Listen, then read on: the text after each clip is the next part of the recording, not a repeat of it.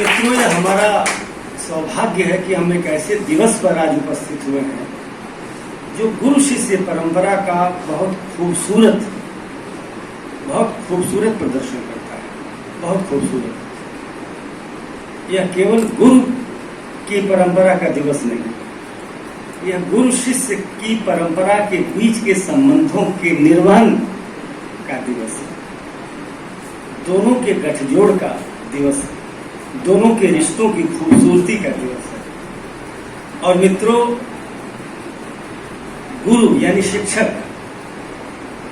आपको केवल जानकारी नहीं देता, इसलिए हम उन महान गुरुओं को आज स्मरण करते हैं जिन्होंने केवल जिंदगी में आपको जानकारी नहीं दी, आपको क्रिएट किया, आपको गढ़ा।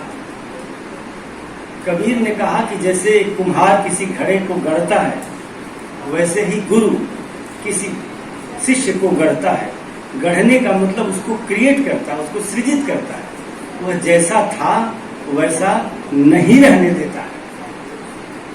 गुड़ खाने के बाद वही नहीं रह जाते जो गुड़ खाने के पहले थे। संगीत सुनने के पहले जो थे और संगीत सुनने के बाद जो होते हैं, दोनों में अंतर है। सूर ने यही बात कही, अविगत गति कछु कहत न आवे, ज्यों गूंगे मीठे फल को रस अंतरगत ही भावे। जो ग्रहण करेगा वही समझता है। इस पात्रता को विकसित करने का काम भी गुरु करता है। गुरु केवल पात्रता ही विकसित नहीं करता, बल्कि जिंदगी की कठिनाइयों से जूझने की प्रेरणा देता है। आपको अंधेरे में रोशनी दिखाता है, आपकी किसी कमजोरी में आपके साथ खड़ा होता है। जो गुरु अपने शिष्य की किसी कमजोरी के ऊपर प्रहार करता है, वो वास्तविक गुरु नहीं है। जो गुरु अपने शिष्य की कमजोरी को पहचान करके उसको दूर करने की कोशिश करता है, सद्गुरु वही है। जिंदगी में जो गुरु अपने शिष्य से प्रेम करेगा, उसकी हर चीज से प्रेम करेगा, उसकी हर इच्छा से प्रेम करेगा, उसके भविष्य को गढ़ने का काम जो करता है वो गुरु है। जिंदगी में हर कोई वर्तमान करता है, केवल गुरु ही भविष्य करता है। गुरु केवल उपराष्ट्रपति या राष्ट्रपति नहीं बनता, वह जीवन भर शिक्षक बना रहता है, गुरु बना रहता है, और उसका नाम है सर्वपल्ली राधाकृष्णन। इससे पता चलता है कि सारे पद छोड़कर जो महाविहार आता है वो गुरु है। पदों में गुरुता नहीं है, गुरुता में पद है। गुरुता भीतर की चीज है, उसको पहचानने का संसर्ग होना चाहिए। गुरु माने भारी होता है, यह भारीपन उसके सौंदर्य वैभव से आता है, उसकी मनुष्याकृति से आता है, उसके भीतर का जो प्रस्फुटन है उससे आता है।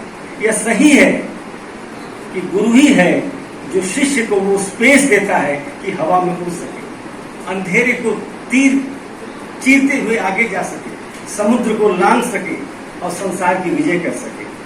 वही है जो जिंदगी के सारे सपनों को उपलब्ध कराता है। सारे रंग गुरु अपने शिष्य में देखता है, भरता है। जो रंग उसने नहीं देखा जिंदगी के, वो रंग अपने शिष्य में देखता है, उसको सृजनात्मक बनाता है। एक बात जरूर आज आपके सामने कहूंगा, डिजिटल मीडिया के टाइम में कौन सी सूचना विकिपीडिया पर और गूगल पे उपलब्ध नहीं है, बताइए। तो फिर गुरु का क्या काम है? अगर हर सूचना विकिपीडिया और गूगल पर उपलब्ध है, तो गुरु का क्या काम है? गुरु का काम है कि उस सूचना का सही उपयोग कैसे करें। गुरु ही बताता है कि आप कक्षा में हैं, कक्षा में नहीं है, कक्षा में नहीं आप हैं। आप शिक्षक के सामने कुछ कह रहे हैं, आप शिक्षक के सामने नहीं कुछ कह रहे हैं।